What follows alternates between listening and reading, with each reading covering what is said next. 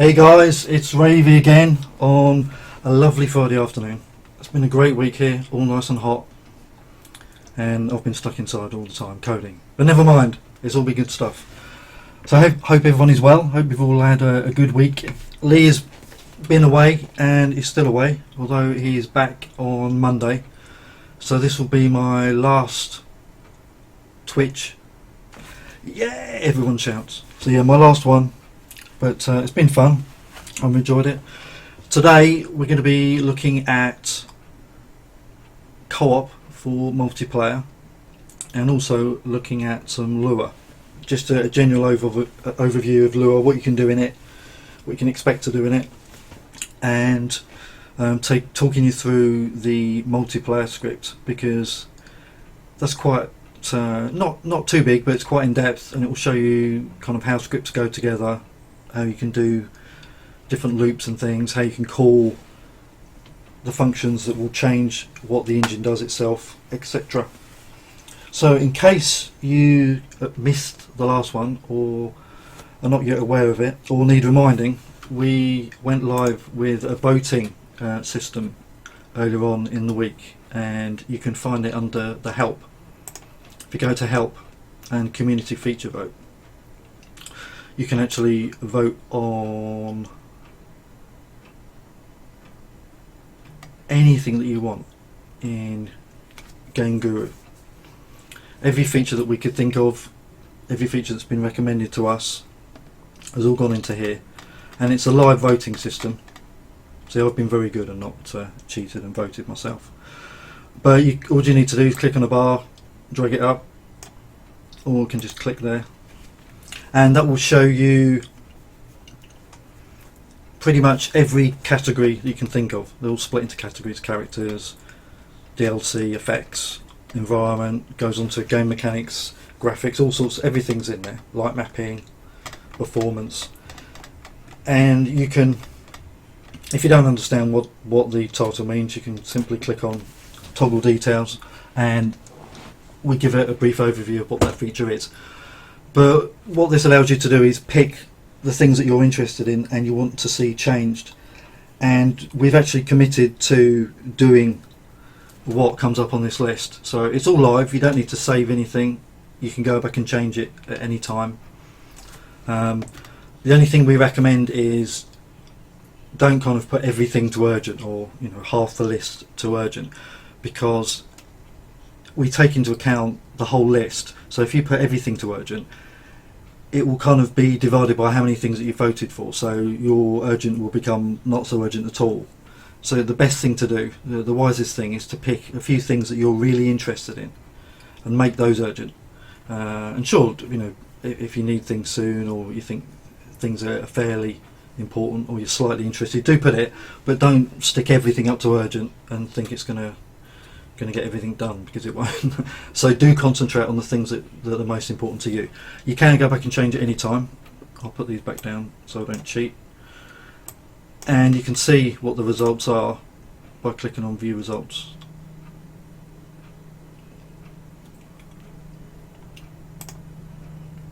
You can see what they are by clicking on view results.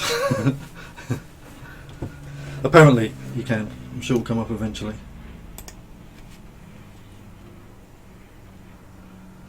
Well, you're going to have to trust me on that. When you click on view results, you will get some results. There we go. So you can see the current state of play. All settings to have equivalent lure commands. Here's the current number 1. Bots to navigate stairs and heights, occlusion, save and load progress, quests, etc. So the good thing is, the things that you see on top of this list are going to get done. Obviously we're going to let this run for a little while before we jump in, because it's at the moment, while people are getting used to this and coming on it for the first time and finding out about it, the order of things is jumping around quite a bit. So once it kind of levels out a bit, we'll start on that.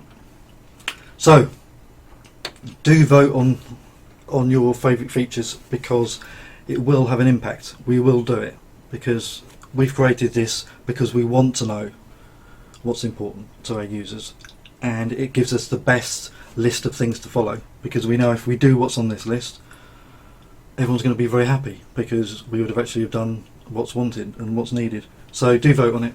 It's really easy. You can go obviously to the direct link, or you can just click on help and community feature vote,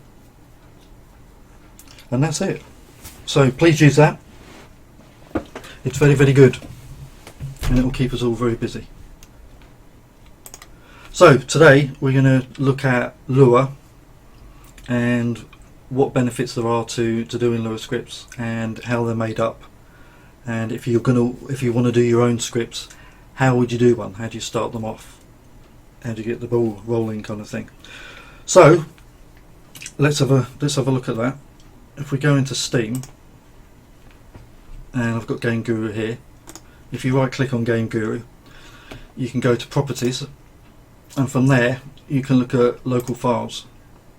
And if you browse local files, it takes you to the local files, funnily enough.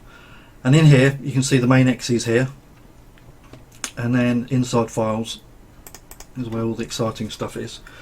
There's lots of banks for everything. Everything is linked to banks, and the one that we're interested in for scripting is named Script Bank.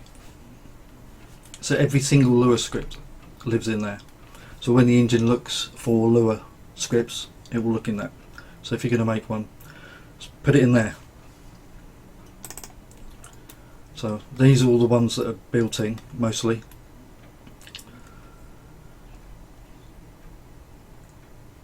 They all do many different things. There's two to be aware of that are what we call global scripts or common scripts, which are the only scripts that will always absolutely definitely get run. And those two are global and music, because you may want music in your level. By default that doesn't do very much, but you've probably noticed a lot of the levels that come with GameGuru. A lot of the maps that we've provided have got atmospheric music in them, and that's because we've put, if you open them up and have a look, they've got a zone around the multiplayer, the single player start marker, and some music set which will then kick off in music.lua. But the main one is the global one. So if we have a look at that, because if I'm ever writing a script, I always have the global open, because rather than trying to remember things, I've got an awful memory. So particularly using different languages, you can forget what things are called or how they're laid out. So if you've got global Lua open, you can look through, check out the command names without having to remember them, and then just copy and paste, and you know you're not going to make any errors. So let's have a quick look, just a skim through global Lua. This will always get run, and this kind of does all the housekeeping for the games and provides all the routines where the GameGuru sends things to Lua, Lua sends things back to GameGuru, that kind of thing. So starting from the top, we've got some constants. I'll skip over some of these because they don't really mean, you don't really have to deal with them too much. Entity one is cool because every single item you add in GameGuru is called an entity. As you know, if we're in GameGuru ourselves, add new entity, that is now an entity, and that will be entity number 1.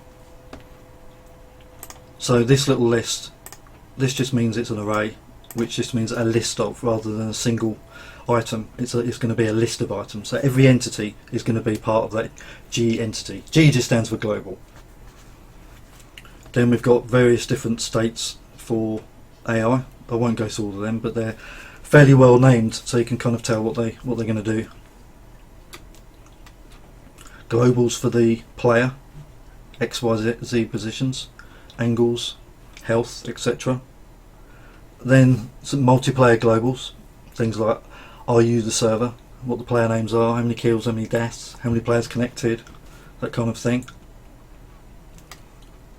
Then these ones are very interesting, update entity RT and update entity. What they do every time the game runs, every cycle of the game, any entity that is doing something or involved in the game in some way will get updated and sent to Lua. So Lua has the current state of all entities that can do anything sent to it, which is really handy, because if you want to find out where the position is, say for instance how close is this enemy to the player, you can do it because you know where that entity is, and because of the globals that I showed you above for the player, you know where the player is. So from those two things you can work out how close you are. And coming on to that, there's a routine, get player distance. You can pass in, you'll see a lot of this E on pretty much all the functions, and also V. E and V pop up a lot. E stands for entity, so you'll always know that's the entity number. You won't know what that number is, you don't need to, you just can pass this, within that script. E will be set to the right number for that particular entity. So E is always entity, and V just stands for value. So if you're setting the value of something, you'll pass in V. So this one is working out the player distance.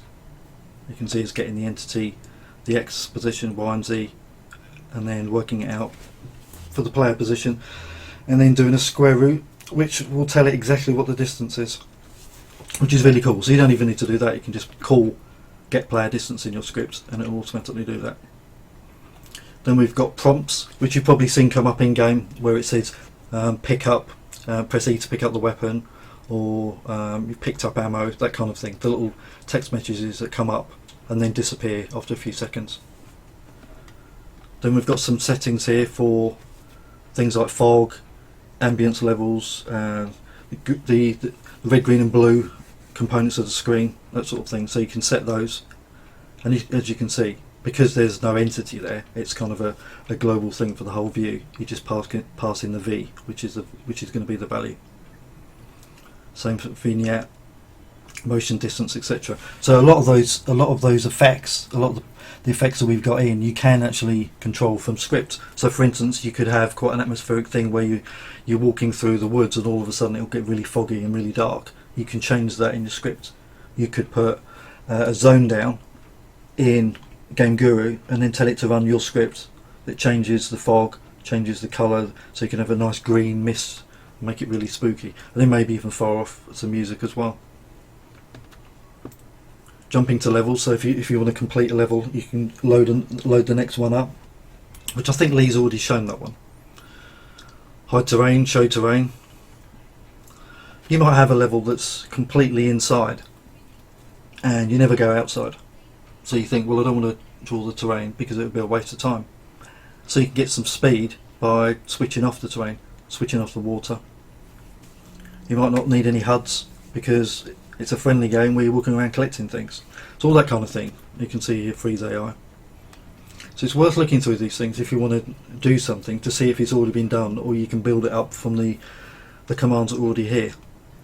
There's some timer things here. Destroy, that will get rid of an entity. So if you put a barrel down, call destroy on it, it'll disappear. Hide, show, spawn. Again, you've probably noticed in properties that you can get things to be spawned in at the start or not. So you can hide some enemies. When you get to a certain distance, they'll spawn in. All that kind of stuff. So we'll scroll down a bit more. I won't go through every single one. But there you can see we're setting positions of things, rotating things.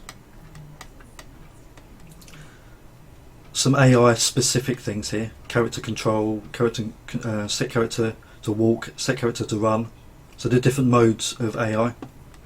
Gravity on and off. Lots of stuff here. And then near the bottom is some text. There's some text stuff there. So you can print text up to the screen. And then there's some multiplayer commands, which I'll be going through shortly. And then some very handy stuff there, really, because you can multiplayer does some different things like reset the level, so it reloads the whole thing. You can do that all from here, as you can see from server respawn all. You can just tell it to respawn everything in the level, and it starts all over again. And these are really quite handy as well. These text commands, because you can actually print stuff on screen in a certain colour, in a certain place, at a certain size. All of that stuff is really handy, and it's already done, so you just need to call those routines and it will come up. So let's just have a look at a quick script, because there's some rules for doing scripts, and only a couple. If we look at music.lua, we can see firstly it's called music.lua, so we'll remember that. With a script, the rules are whatever you call it. So in this case we've called it music. You need to have a main function. So if we look here, there should be a main function. I can't see it. We've got music in it, and we've got music play. Looking for main. Set default. Can't find it. Main. Can't find it. Let's have a look. No main. I've picked the only script that hasn't got a main. All right. All right. So then forget that one. Let's look at a normal script. The one I normally use when I'm copying something or going to make a new script is the ammo one, because it's nice and small. So let's have a look at ammo. So yeah, going back to this, so not a normal script. Music is a bit different. So a normal script, you will have a main, and it must be called the same name as the script. So we've called it ammo.lua, so we'll have to have ammo_main. That's because when this is run by an entity, obviously music.lua is a little bit different, because that doesn't get attached to entities that are going to be running around the scene, etc. So with anything that is going to have some form of artificial intelligence or thinking, you need a main function. So you've got ammo.lua, so we'll have ammo_main, and then the E in the brackets, because that's going to be the entity. So that's always passed into the main function, so you know which entity it is. So you don't have to worry about what number it is or anything like that. It's always going to be passed in. So if you're making ammo, you call it ammo_main, and then you do what you like in it, and then end it, and that will always get called. If you don't have an ammo.main, nothing's going to happen really. You'll see we've got another one here. I always put them in. You don't have to have them. You don't have to, as you can see, this is not used, but it's just been put in there anyway, which is an init function, which will initialize. If you've got some properties that you want to set, and let's say we wanted to have maximum ammo, so we'd have max ammo equals, say, 500, and then we've got ammo amount, so we've got that, and we set it to 0. Maybe in ammo init we want people to start with some ammo, so we could set ammo amount to 5. So there's an example, and that means that will be called before the game starts. Anything in ammo, anything in the init function will be called before the game starts. So I'll just undo that. Those are all. That's all the rules that you need to worry about. Have I got a main function? Do I need an init function? It's a good idea to reset things in the init function always. Then anything in here is just going to get run every frame. So every frame that this particular entity is in the game, anything that's in here is going to get run. So to demonstrate, I made a little script earlier, which I'll demonstrate. So actually we've got this barrel here, so let's use that barrel. We'll put a start marker down, and then rather than this barrel not do anything, we'll get him to do something for once. So we'll go to properties. So this is how we set, and as you can see I've made this little script. I've called it Dave.lua. So I've abided by the rules that it's obviously, because I've called it Dave.lua, it's got to be called Dave_main, and I've got a Dave in it, which is not doing too much. Then what I'm doing is, remember we saw in globals get player distance, so I'm using that, so I'm passing in this entity, and that's going to tell me how far away is this particular entity from the player. And then I've got if player distance, because I've set that to player distance. So if player distance is less than 100, then move equals 1, which is, I've set move up here to 0.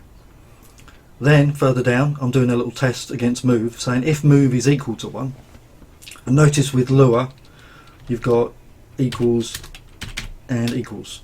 So A equals 1, that's if you're going to set. That means A will now equal 1. But this double equals is a comparison one, just like C++, Java, JavaScript, etc., C#. It uses double equals. So that's not going to work as setting it, but that would be if I wanted to test if A was equal to 1. I would do that. Then do something. So that's what the double equals is. So I'm testing if move is equal to 1, then move forward, and then passing in E, and I'm going to tell it to move forward 400 units, which is pretty cool. So basically if we get anywhere near this entity, it's going to run off at a speed of 400, hopefully. So let's see. So here's a lovely barrel. So is it static? No. Do I want it to use physics? No, because I want it to move with my script. And we can see it's got set to default lure, which anything that's set to default lure means it doesn't really do anything. So we want to set it to Dave.lure, which is pretty cool. So we'll apply that. Then looking back at my script, if I get within 100 units, it's going to run off. The reason why I've put set move to 1 rather than just say move up here, if I put move here, for instance, it would only move if we're less than 100 units. But considering I want it to move 400 units, it would only move once, and then it would be more than 100 away, and then it would stop again, and then I could move, and it would move again, and it would be forever stopping. So because of that, I want it to, once we get close to it, I want it to keep moving forever. So that's why I'm just using move as a little flag to say once we're close enough, always move. So it's just going to run off forever. We could maybe put something else in that says if it's further than 1,000, then stop again. You know, but we've not for now. So let's see if this works. Bum, ba-dum, bum.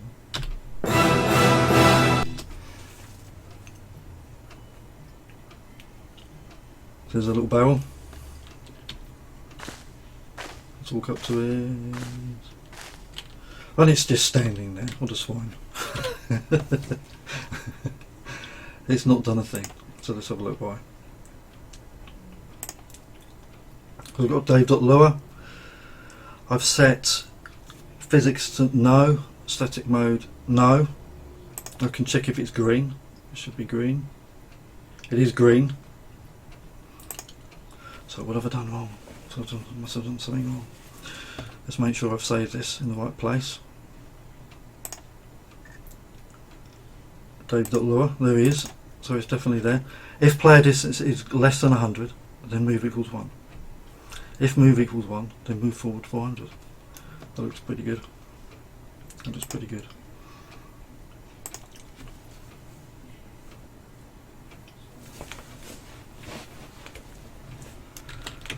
Come on, barrel, move! It's not moving. It's not moving. Well, that's embarrassing, isn't it?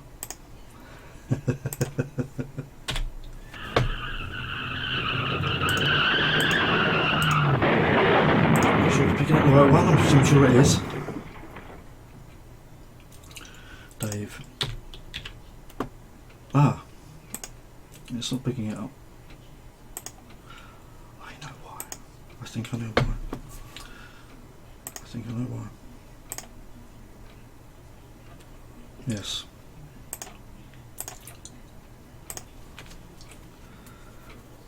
I'm potentially running the wrong version of GameGuru.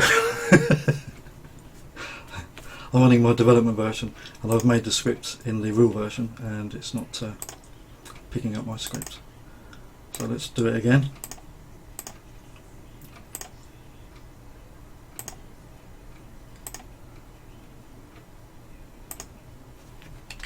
shame we can't pre-record these bits, because it's always risky doing something live when you're programming. You can either look really cool or a complete clown, and I've gone for the complete clown thing today. So there we go, physics on no, David Lure. Let's see.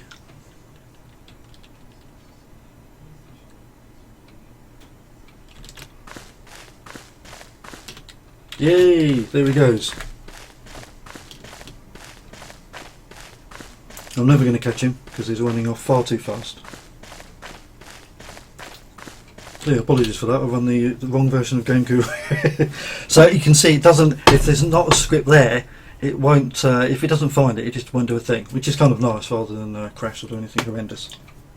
We can see that works now. So that's just a barrel, and we've made it come alive by just adding a script, putting the name in there, setting physics to off, and it's already not static. If it was static, it means it's not going to move, so telling it to move wouldn't do anything. And there it goes, and we can just change the script if we want it to go extremely fast. Let's change it to 800. Play again.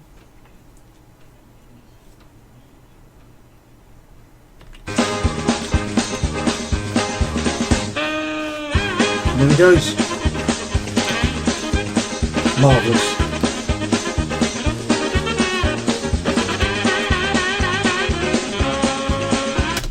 So there we go. So that's how you can add a script to anything. Just make a new script. Do what I always do, and just grab the ammo. Just make a copy of the ammo script, because that's really the smallest one that there is, I think. Just make a copy of that. Rename it. Change the names, so then you at least know you've got an init and a main. Then you can put whatever you like in, like I've done there. And the trick is, you don't need to remember what these commands are. Have global open, and you can just search through, find what you want. So for this, you can just do a search. If you want to move something, you can just put move and just have a look. You can move it up, move it forward. It will tell you what to pass in. And always remember that E just means your entity, and V is the value. So with move forward, it's obviously going to be how much you want it to move forward. So my script, move forward 800. So there's the basics of scripting and how to at least get started and get something ridiculous happening, like a barrel moving around at 300 miles an hour. Now, if we have a look at our script that we use for multiplayer, and I'll go through this quick just to give a basic overview of it. We use this one script for all of multiplayer, for the co-op, for free-for-all, and for team. And the reason why I wanted to show this script is there's no reason that you have to stick to those kind of games. Sure, the co-op mode you might want to stick to, but what you're actually doing in that game can be anything, and it doesn't have to be killing people even. You can do what you like. You might want a game of tag, it, or something similar to that. With this, if you could just copy the script and change it to anything you like, and just as I changed the script for that barrel, you could easily just put a multiplayer start marker down, go to properties, and you can see this is set to multiplayer. But you could just select your script, and then when the game runs, everyone in the multiplayer session will get your script sent encrypted, and everyone can play it, and it could be your very own mode. So you don't need to follow the ones that we've got. It's not set in stone. It's just what we've provided to get started. So if I run through this quick, you can see I've set some globals here. How many kills to win? 10, which I use for the solo game. How many kills to win with the team? 30, which I always think was a little bit too much, because whenever we're testing it goes on for hours. But then I've got some modes. The game begin mode 0, maximum players, which is 8, which is set to the same amount that we have in multiplayer. Then we've got some other things like the winner and win delay time. which we'll come to later. And I'm setting the game mode to 0, which is going to control what happens. So again, we've got these rules that we've followed. We've got a main function, which is named after the same as the script. That's going to run every single frame. And then we've got the init function, which I am actually using this time. And then I've got another function which I've made. You can obviously add as many functions as you like, as long as you have the basic one in the main. And it's a good idea to have init. Init, all I'm doing is setting friendly fire off, which again is a command from global, which is saying you can't shoot your friends, which is a shame sometimes. Then I'm just doing a loop. So this is a Lua for loop, which in Lua, with arrays and everything in Lua, it always starts from 1 rather than 0. I know like C++, JavaScript, a lot of languages start from 0 for arrays. Lua always starts from 1, so it's always something to remember if you've come from different languages. So what this means here is we're going to count using the variable I. We're going to count from 1 to the maximum players, and every time we go through that counting, we're going to increase by 1. So it's going to go 1, 2, 3, 4, 5, 6, 7, 8. If that was 2, it would be like 1, 3, 5, etc. So we set it to 1. We're going to go through each one from 1 to 8. There are 8 players in the game, and then we're just going through these multiplayer globals again that come from the globals file, the multiplayer stuff, which is up here. There we go. And we're just setting them all to none. That's saying is that player connected, what's their name, so that's their Steam name, how many kills have they got, how many times have they died. We've got connected because it's handy if someone drops out. They may be in at the beginning of the game, but by the end of the game they may have disappeared, so there's no point showing their scores mostly unless you want to show them. Then we're resetting everything here. Then here's the main function. It's split into 2 because it's multiplayer, so it's online. The first thing it's doing here, as you can see, is saying am I the server?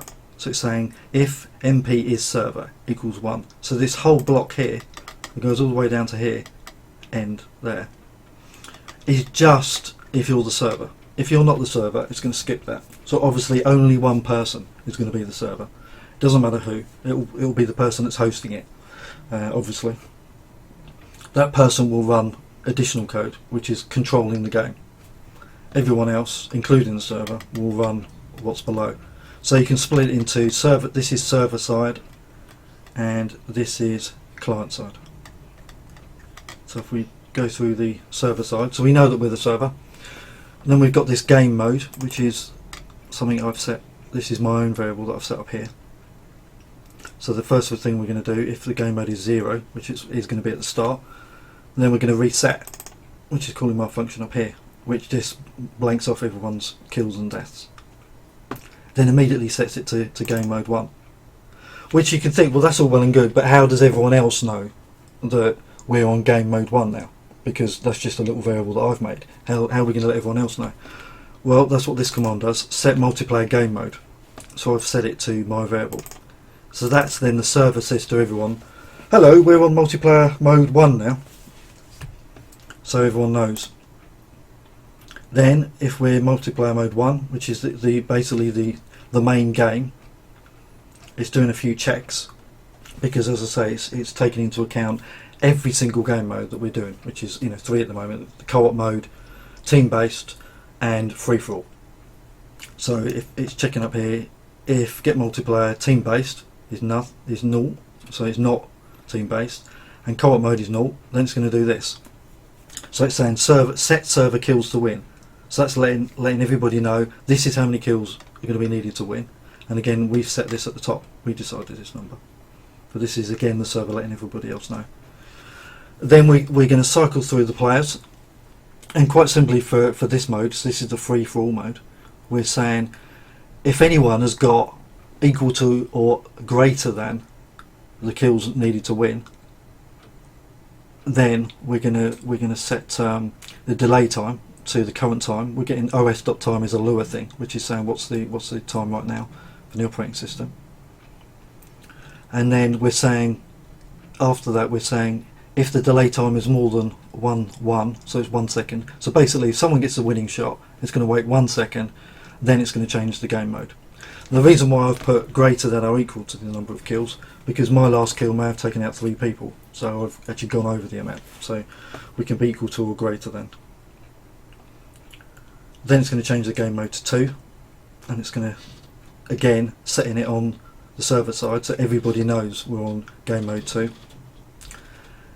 Then it's setting the server time, so it's telling everyone this is now the time according to the server. And then we're going to end play, which is quite cool. But end play will basically freeze any gameplay and switch the view to go to the top mode. So when you end a multiplayer game and you see it spinning around from the top, that's because end play has been called. So nobody can run around, nobody can shoot, all the AI is switched off, everything gameplay related is turned off and at this point until it's switched back on. So this is the server. The server's the only one that can do this. So again, it's a server command, but it will get sent to every player that's in there. Anything that's server related will always get filtered through to everybody else. So we've then set the game mode to 2 after that time. Then we go in here, it might be a co-op game. So again, we're doing similar thing as above, where we're checking for what do we need to call this game 1. We're checking how many co-op enemies are alive. So this is saying if there's no enemies alive, then they've killed everyone, so they've won. So then it's doing a similar thing. It's setting the game mode to 2 and ending it again. Or finally, if it's not co-op, then it knows it's a team-based one. So it's not free for all. It's not co-op. So it must be team-based. So it's checking. It's setting the kills to win to the amount for a win for a team, which is 30, and then it's going through and checking the teams and adding up their scores and seeing if their total score as a team is more than or equal to the amount needed to win. So you can see here we've got 2 teams, and we're going through. And we're adding the player score to either the blue score or the red score. We're actually getting the multiplayer's kills from the player team. This is the player number. So again, it will be 1 to max number of players, so 1 to 8 potentially, and it will just say what team is this person on, which will be 0 or 1. So I'm saying if it's 0, then it's the blue team. I'm choosing the blue team. You can have anything. Again, it's because internally it's just 0 or 1, or the red team. And then we can say if the blue score is greater than that, then we've got a winner, and blue's 1. And if it's the red score, then we've got a winner, and blue's 1. That's the one. that looks wrong actually, but that should actually be red as 1. Oh, so no, it's not. I'm just being thick. Blue's 1 equals 1. Blue's 1 equals 0. It's Friday, I can barely see, so you'll have to forgive me. So yeah, that is actually quite correct. Blue 1 equals 0.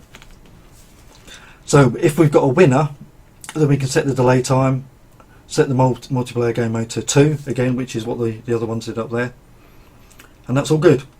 And then the last thing the server's doing is saying if it's game mode 2, which is somebody has won, then check the time, the server time passed, because if you remember we set server time up here.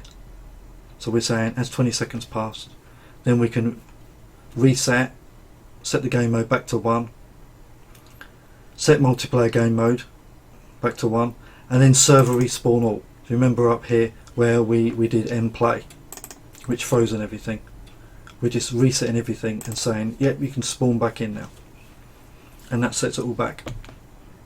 And the game goes again.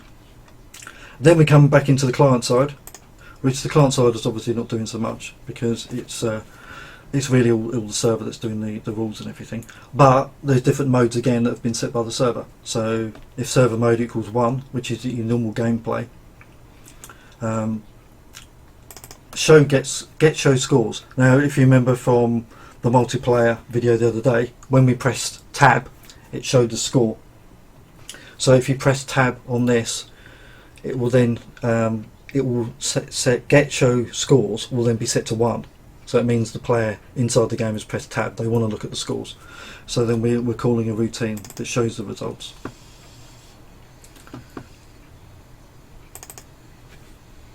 And also we've got the live team score. If you remember at the bottom, when it was a team mode, it shows your team and the enemy team, how many you've got, so you can see who's winning overall between the two teams. And if it's co-op mode, it's showing how many enemies are left. So we're just checking on the modes every time. So you can use those when you're writing your own script to say if it's co-op mode, if it's team based. And if it's neither team based or co-op, then you know it's free for all. And again, what mode you're in is purely down to what you've set the start markers to be. So if the start marker is set to, let's just go back to the start markers and have a look.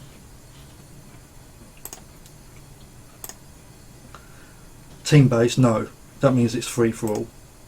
But if you set everyone to the same team, if you've got 4 of these markers and you set everyone to team A, it's very clear that you want to do co-op. So co-op mode will be switched on automatically. But if you've got some people team A, some people team B, then it will know it's team based. So it works out automatically depending on how you've set up your markers. So as long as you set them up correctly, you'll get the mode that you want. So I'm going to skip through these a bit and go to some of the exciting stuff. So you can see here it's going to be showing if you've actually won, and it's showing that someone's victorious, so it knows the mode is 2 now. And these are some interesting features because you can use these for anything. We've got panel, so the little panels that come up in multiplayer, you can put a panel on screen just by calling this. This actually works on percentage, so these numbers are actually based on the percentage system, purely for the fact that you want it to show up correctly on everybody's screen. If we did it pixel based, you know, and people and you've got a particularly large resolution, you could produce something that doesn't show up at all on someone that's got a fairly low resolution screen. So we've done the text and the panels as a percentage. So this panel is X, Y, and XY. So it's top left. So it's left top, right bottom.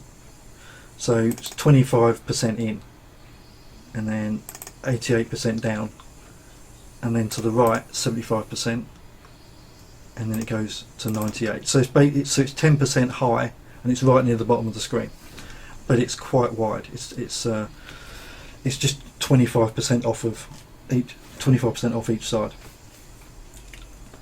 So it's 50% of the width of the screen.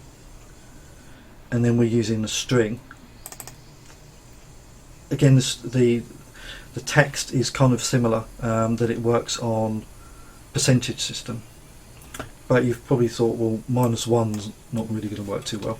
But say I wanted to put this in the middle of the screen, I would have to work out the size of this text, how big it is, and take into account kerning, how wide each letter is, etc., etc. So a quick way of doing that is, if it's -1 for the X, that just means put it right in the middle. So it just means GameGuru is going to calculate where it needs to put this and make sure that text appears in the middle of the screen. So that's really handy. You can do the same with the Y as well. If you put -1 in that, means it will appear, the text will appear right in the middle of the screen. Middle from the horizontally and vertically. So we're placing some text there which says when the round is going to start again. And again, I'm using a lua command there that's turning the string into uppercase. I could have pressed shift when I was typing it out, but I was lazy, I guess. But then if you look at the winner's name might be completely lowercase in Steam because it's their Steam name. So in that instance, turning it all to uppercase was a good idea. And then here's the last thing is the results from the actual game when it's finished, and it's very similar. It's mostly calling panel and calling text, and we've got setting some color text and all this kind of business here. So that's all that's all built in. You can use that for anything. You can use all these text routines, all these panel routines yourself for anything. And you can see when you break it down, this script is really quite simple. It's just got a server side and a client side, and that's it. So to show you it in action, because we didn't get a chance to show co-op mode on Wednesday, so if I just show you that now, so I've made a level just to give you an idea, because co-op's quite fun because it means you can make essentially a solo map and turn it into co-op and play it multiplayer with someone, which can be quite fun. So hopefully that was fairly interesting. Yeah, if not, let me know. If you want to know more about Lua, let us know, because I did obviously go through that. Although it's taken time, I've kind of skipped over a lot of things and got through it very, very quickly. But let's have a look. And yes, retro game guys saying was saying about my barrel earlier, which is quite right. If there is a cut-off point with AI, that after a certain distance, due to speed considerations, AI is switched off and the scripts will stop running when they get to a certain distance, which I think by default is 2000. It's either 2000 or 3000. I think it's probably 2000, but you can set it to be always active, which means it's not. So for instance, the scripts that run the start markers need to be that, they will always be active. No matter what they're set to in here, they will always be active anyway, because they're markers, so you don't need to worry about that. And one further point about these markers is when you put them down, you only really need to put a script in one of them, because you can't have two different markers having two different scripts, because that would be crazy. It's only ever going to run one of the scripts anyway on your machine. So just put one down and it'll get copied. It automatically gets copied to all the other ones, but only the one is ever switched on for you anyway. So if we load up a level that I created, is there any questions just before I move on? We are running short of time. Is there any questions about what I've covered? Anything that I missed out that you wanted to know, or anything that randomly that you want to know anyway, related to that, vaguely? I'll just find my level while I'm waiting for any questions. There we go, co-op test.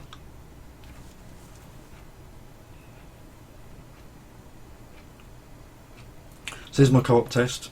Not the greatest looking level, but interesting from the multiplayer point of view. You can see I've put 4 markers down.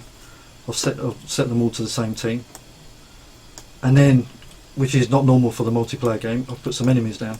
Put some here. I've put a ridiculous amount of enemies there, and a stupid amount of enemies there. Some really nasty rocket launcher guys here, which are fun. And then one interesting guy here, I call him the boss. He's the boss character, and he doesn't look very bossy, but he is. If we look at him, his strength, which strength always relates to health. So if you want to make a quick way of making a boss, which is what I've done here, rather than have the default 100 health, I've set him to have 1000 health. So he don't go down too easy. so he can be fairly tough to take down, just because of his health. Because these guys kind of hurt as well. And obviously he can change rate of fire and all sorts of things. And I could have been really evil and given him a rocket launcher, which would have been even worse. But we'll leave him with the normal gun, because we'll never kill him otherwise. But yeah, it just shows you a quick way you can make a little boss character who is quite challenging. So Rick's going to come in and play this with me. So you can see I've put guns down and I've put some ammo down. With multiplayer, ammo and guns always respawn. They respawn after 5 seconds, so you never have to worry about running out. You pick up all the ammo and pick up the guns. They will come back. So if you die, again, because that's the difference between solo. When you're playing solo and you die, you lose your guns you keep your guns and weapons, guns and ammo. In multiplayer, when you die, you lose everything. So that's why it's handy to have respawning. So if we jump into this, because we've just about got time, go into multiplayer. Rick's going to jump in as well, and we're going to play that level.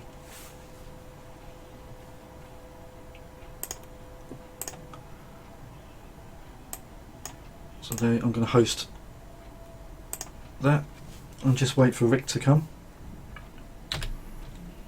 There he is. So we're going to start now. And because we're on co-op, we can't shoot each other, which is good because Rick always shoots everybody in sight and then tells you that he was just filming it. But for once he won't be able to kill me because we're on the same team. So I'm waiting for Rick to come.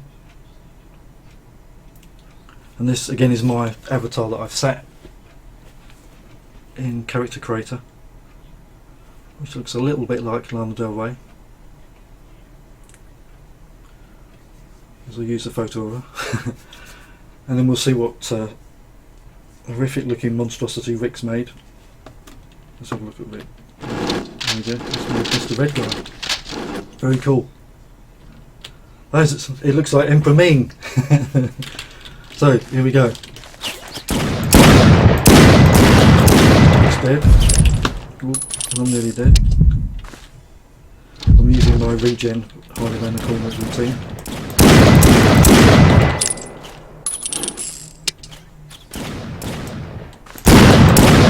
You can see they're swapping targets between them. Ooh, wow, I got killed. There's Rick. Get some ammo.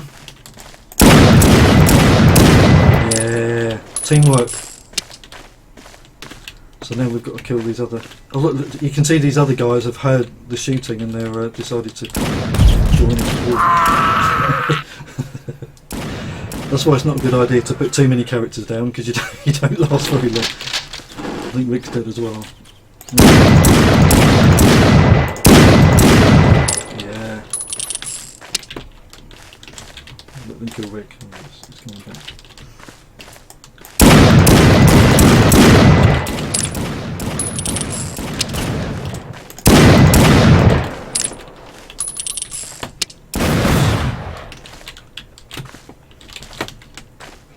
Rick. There he is.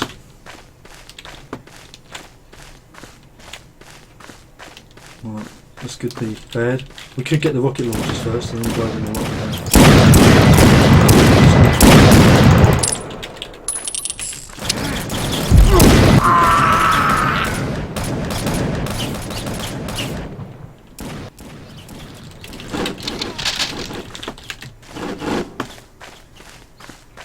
Let's go back to help Rick. He's, I think he's dead.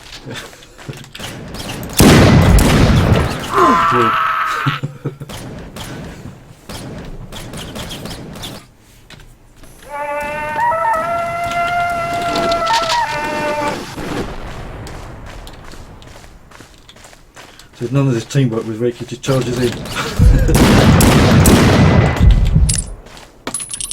We can check on, if we hold down tab we can see Ravy's winning. He's got 11 kills. Rick's dead. That's a shame. Yeah. I'll wait for Rick. Here he goes.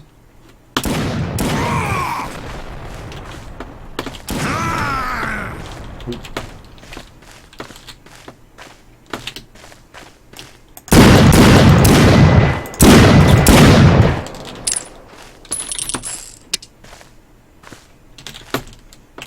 Right, rocket launcher dudes are down. So I guess we took them out. So we're going to take on the boss. No rockets or boss. The boss is a little bit easy if you've got a rocket launcher. I don't know if Rick's going to hear that. We'll see. No, he doesn't care.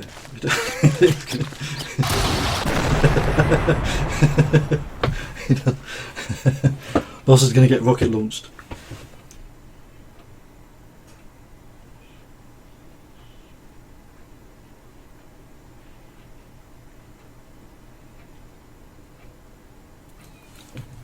So Rick has left.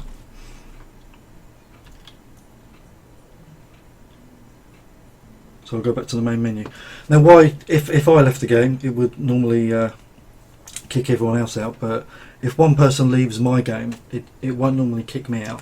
But if I've only got one person there and I'm playing co-op, then, or any kind of multiplayer really, you can't play multiplayer on your own. So if you're the only one left, then it will kick you out too. Unless you're doing, unless you started the server with just you. If you were testing it, it wouldn't kick you out then. Right, so that's that. Rick the Merciless, yeah, there was boss or no boss, big rocket to the face. So Retro Game Bloke's got a question. It's possibly related to bugs. He's got a few issues. It's played with changing the ambient light settings when going indoors, but on returning to the outside, the settings will not reset to normal properly. If I go into the options to move a slider, it resets as soon as I touch a slider. Okay, so I'm guessing you've got a zone to. Have you got one outside, just outside the building, to reset it back to what it was, or are you just setting it for going in? Because I'm not sure it's going to reset them back outside of. Once you've set it, it's going to kind of stay like that. So one idea would be to have a zone just outside, which is set to what settings you want for outside, and then as soon as you enter the building, have it set it to what you want the new setting. You've got one inside and out. So you've done exactly what I've said. Okay, well that's possibly is an issue then. So if you've got a small example, then send me it and we can look into that for you. Okay, so if you send it to ravy@thegamecreators.com, then I can get it looked at for you and we can see what the problem is, and we'll get that sorted. For you. So any other questions? In case anyone missed it earlier, do check out the community vote feature. Very cool, and we will be doing what the community wants us to do. So your vote really does count. Voting doesn't always seem like a good idea in many situations, but in this situation it is a good idea. Do it, because you really have got a say.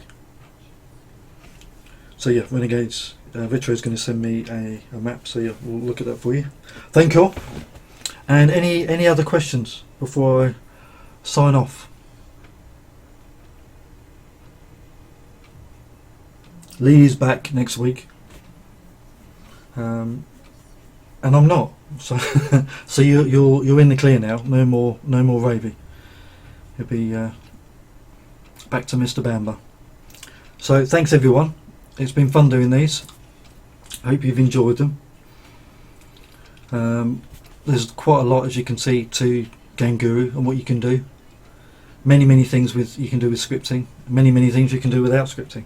So, hope you've enjoyed it. How goes the performance work? Very well. Lee's been very poor at the performance work this week. Mainly for the fact that he's been away, so he's forgiven. Lee's been at the Develop conference all week, so yeah, he's been. I don't know how he's got on, but he's managed to get out alive, I hear, so that's good. But yeah, I've been working on performance all week, and it's going well. Yeah, it's going very well.